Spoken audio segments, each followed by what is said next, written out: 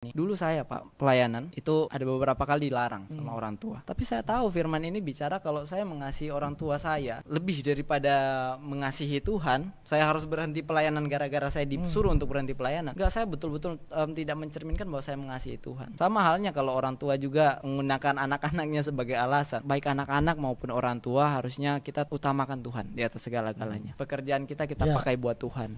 Semua hal yang kita lakukan di sekolah, di tempat kerja harus dipakai untuk Tuhan. Jadi kalau jadikan anak-anak buat alasan seharusnya enggak begitu ya. Di satu sisi waktu orang mau beri orang pediri untuk melayani Tuhan, enggak bisa juga untuk jadi anak yang pembangkang orang tua. Betul sekali. Waktu itu juga tapi Tuhan kasih hikmat. Dapat hikmat. Kita bilang bilang buat Tuhan stop. Terus enggak tahu berdoa bagaimana, bukan begitu. Akhirnya sudah terdoa terbuka dan sudah merelakan sampai sekarang melayani, tapi jangan lupa keluarga. Dan kita juga enggak lupa keluarga sampai sekarang. Saya kan waktu itu suka belajar teks-teks kuno. Terus teks-teks kuno tuh bacanya seperti istilahnya orang ngaji gitu. Kedengaran lah sama orang tua. Ini apa lagi? Pengajaran.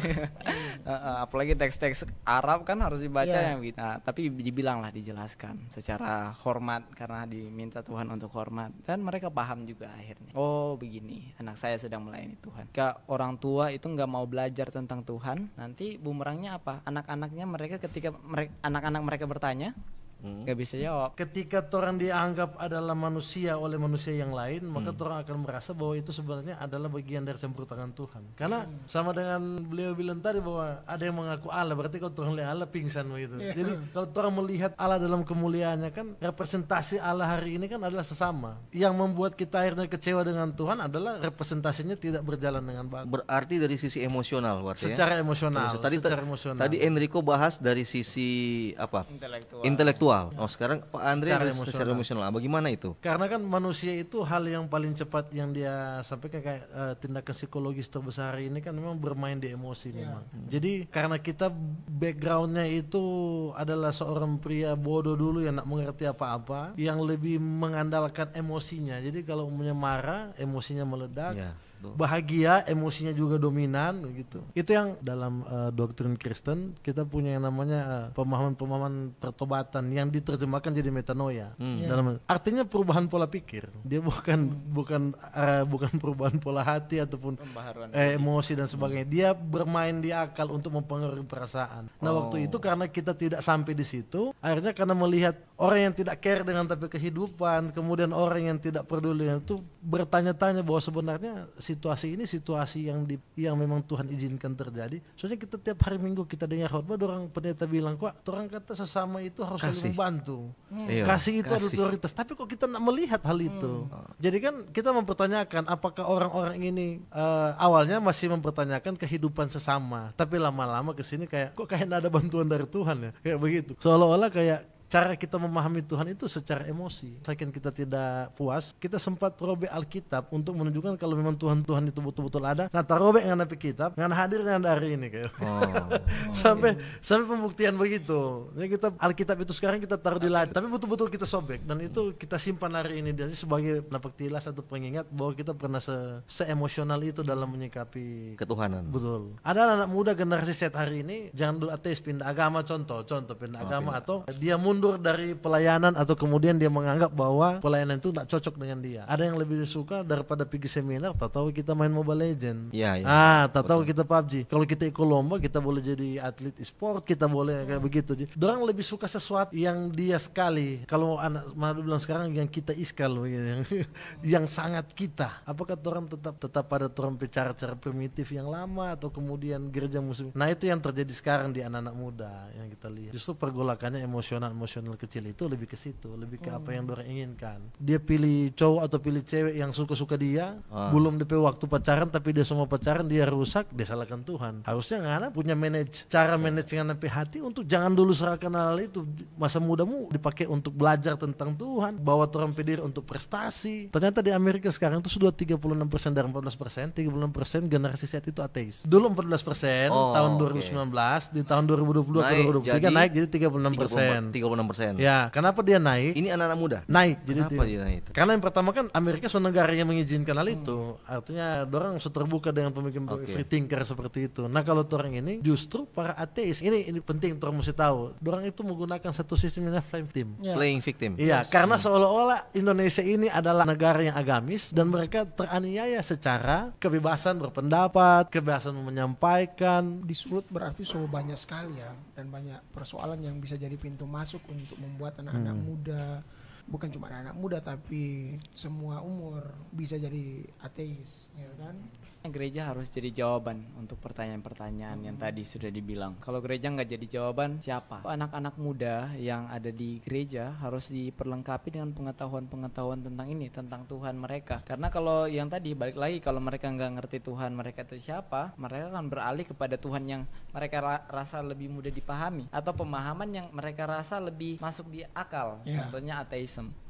Mungkin ya kalau misalkan ada ateis yang bertobat, mereka kan jadi teisme, percaya Tuhan. Tapi dilemanya Tuhan yang mana? Mau Tuhan yang di sini, Tuhan yang di sini, atau Tuhan yang di sini? Nah, kalau saya ketika saya bertobat menjadi seorang teisme, orang yang percaya kepada Allah, saya harus memilih, tapi pilih mana? Mau Tuhannya yang di agama ini, Tuhannya yang disebut di agama ini, atau yang ini? Dan saya pilih Yesus Kristus sebagai Tuhan saya. Dan itu alasannya jelas, jawabannya jelas. Jangan 100% atau 90% pun orang beratkan titikan kepada gereja. Ya. Tugas gereja itu adalah sebenarnya dia tugasnya memang mengawasi. Makanya salah satu tugas. Jadi kalau umpamanya kayak bapak-bapak ngumpul atau apa kan, makanya kan ada majelisnya, gembapa dan sebagainya. Sebenarnya secara itu menurut kita gereja sudah efektif lah untuk hal itu. Cuman yang Pak Victor bilang tadi, sebenarnya seminar-seminar tertentu. Contoh kalau orang kayak di sini kan ada seminar parenting, ada seminar anak muda, ada seminar apologetika. Nah, sebenarnya ruang itu yang perlu didorong untuk orang ada di ruang yang lebih terbuka untuk supaya bisa lebih berani. Karena di ruang-ruang yang seperti itu, contoh kalau generasi-generasi yang sekarang itu, yang kita bilang kita concern masih sama. Dorang muncul pemikiran ateisme karena tidak difasilitasi dorang berpemikiran. Dorang takut bertanya karena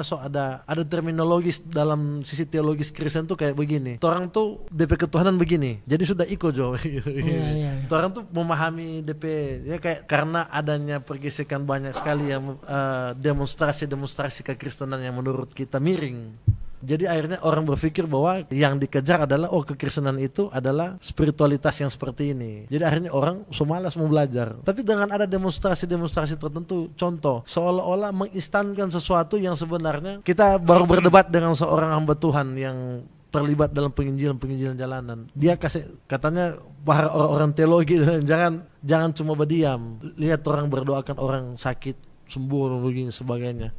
Itu seolah-olah menjudge. Akhirnya orang baca dan pikir berarti ada pendeta-pendeta yang lain bergerak ini. Ini yang paling betul ini. Ini dorang itu narasi-narasi itu yang perlu orang kasih hilang supaya begini. Kekristenan itu harus bersatu, apalagi dalam masalah penginjilan, dalam masalah memojokkan kekristenan yang lain kayak begitu. Dari anak itu dipanggil menjadi Kristen, menjadi saksi. Di Alkitab itu pergilah menjadi saksiku, bukan pergilah menjadi saktiku.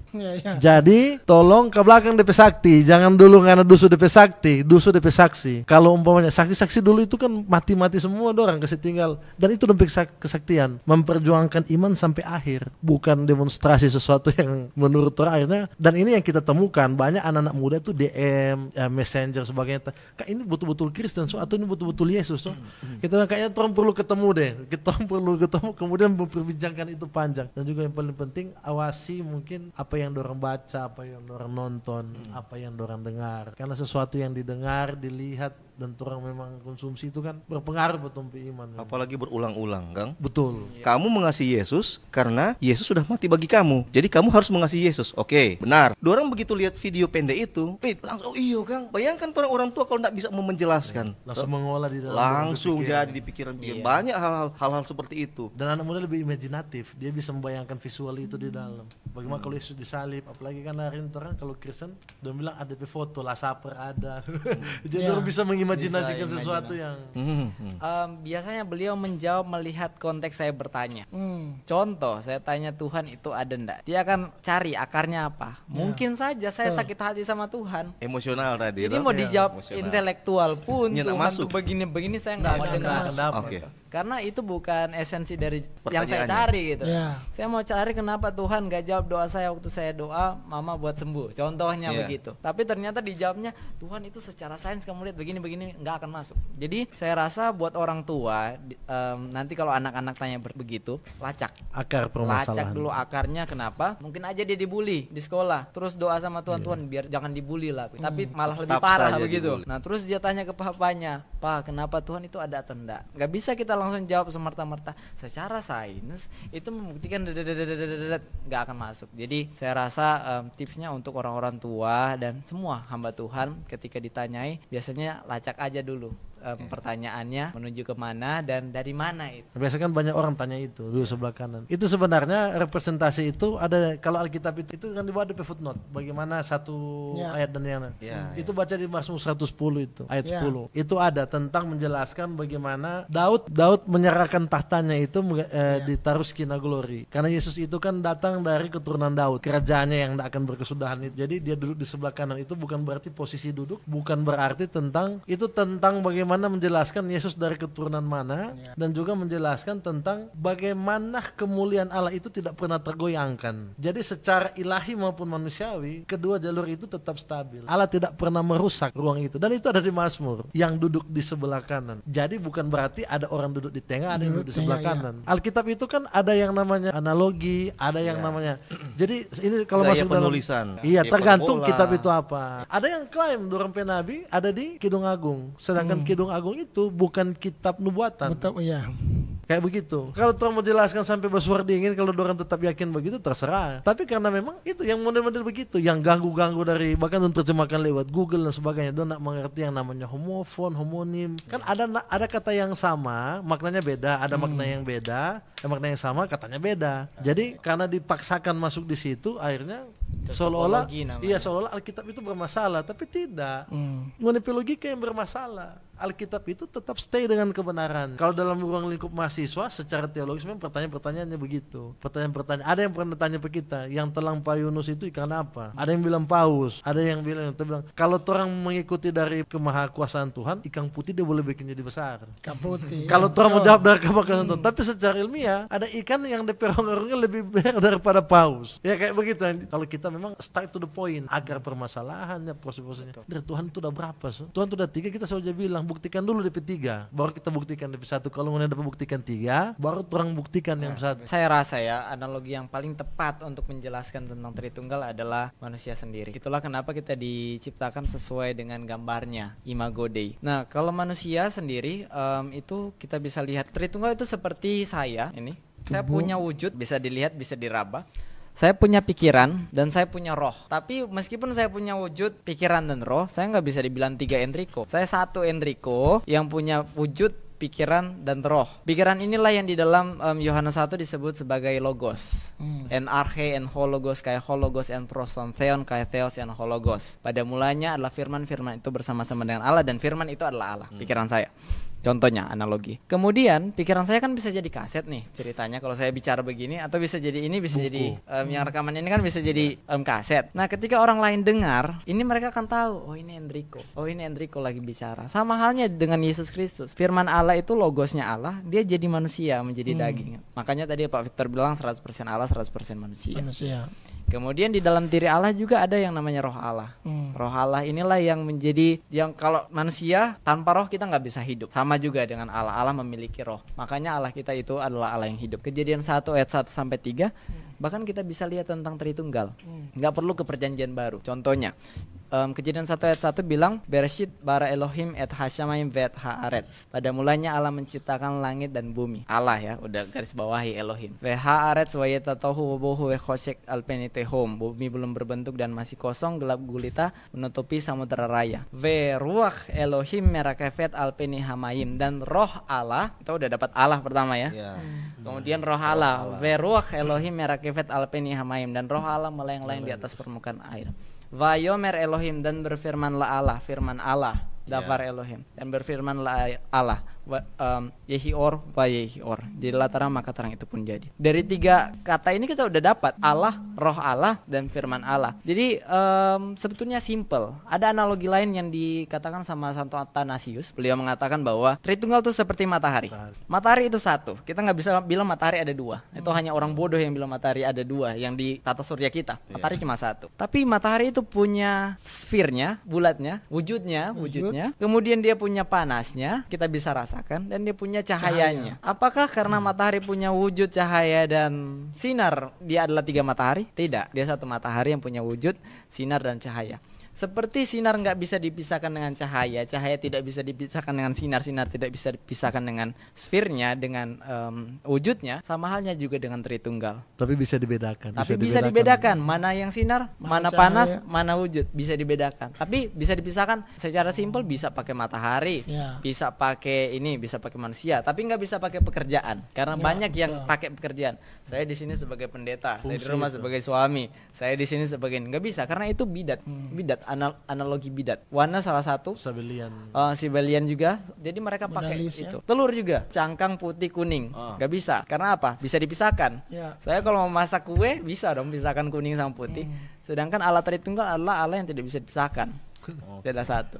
Ada yang lucu soal analogi kita tak ingat. Ada pendeta pernah kasih analogi Tritunggal itu pakai kelapa. Dia bilang katanya kelapa itu kan ada DP kulit, DP tempurung, DP isi. Kita bilang begini, Pak Pendeta lupa. Kelapa itu kalau kering, DP air jadi tombong. Berarti orang jadi ampa. Akhirnya sekarang dia sudah pakai analogi itu. Karena kan air itu juga bagian dari dia pakai kelapa. Jadi betul yang dia bilang mesti tepat harus tepat analoginya. Kalau yang dipermasalahkan Trinitas, ini yang orang perlu tahu dalam teologi Kristen. Pisahkan mana sifatnya imanen, mana yang sifatnya istilah teologis. Kata Trinitas atau Tritunggal itu adalah istilah teologis. Substansi daripada Trinitas itu Bapa, Putra, dan Roh Kudus yang di dalam bahasa Yunani itu disebut sebagai onoma, nama predikat. Jadi hal itu yang dulu orang mesti perhatikan di dalam Alkitab sendiri. Kalau dia mau ganti istilah teologis dengan 3 jadi 1, Trinitas atau apa, tidak masalah karena memang sederhanakan Trinitas. Tidak bisa karena Trinitas itu sebentuk sederhana. Jadi kalau ada yang bilang coba sederhanakan kok jangan Trinitas. Apalagi karena memang konsili gereja mencari istilah yang paling dekat dengan orang-orang pada waktu itu. Ya Trinitas yang paling gampang. Jadi kalau ada yang bilang sederhanakan lagi, tidak bisa. Memang itu yang paling sederhana. Mengerti Allah yang memang betul-betul mengizinkan dirinya untuk bisa dipelajari. Memang dia tidak mengganggu substansi itu.